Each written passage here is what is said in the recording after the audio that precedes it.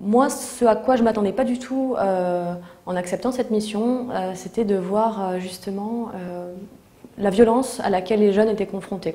Donc c'est vrai que moi, je suis la première personne au niveau médical qui va recevoir les jeunes. Je vais faire un petit check-up. Ils vont me parler de douleurs, il peut y avoir des douleurs au niveau du ventre, au niveau de la tête, des problèmes de peau. Et après arrive ce moment dans la conversation où vraiment le jeune va un petit peu plus se livrer et va me faire part des violences qu'il a vécues. Donc les violences qu'il a vécues dans le pays qu'il a quitté, qu'il a fui, mais aussi sur tout le trajet qu'il a fait. Il faut savoir que le trajet, ça dure des mois, même des années pour certains, où ils traversent plusieurs pays. Certains sont emprisonnés, d'autres sont forcés de travailler. Et du coup, ils arrivent devant moi et moi, je vais constater en fait toutes ces blessures qu'ils ont. Donc il y en a qui ont des cicatrices un peu partout, qui sont souvent cachées. J'ai même un jeune qui a des séquelles de fractures carrément au niveau de la jambe, pour laquelle il doit être opéré. Il arrive vraiment pas très bien à marcher.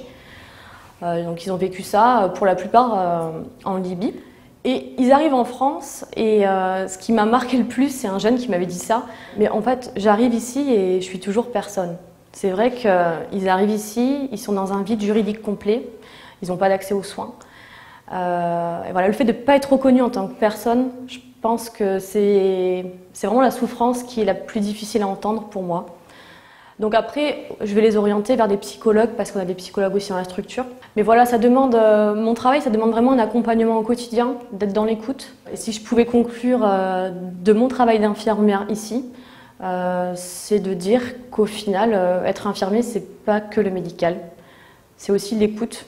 Je le savais déjà avant, mais c'est vrai que là, j'y étais vraiment confrontée, ça m'arrivait en plein devant.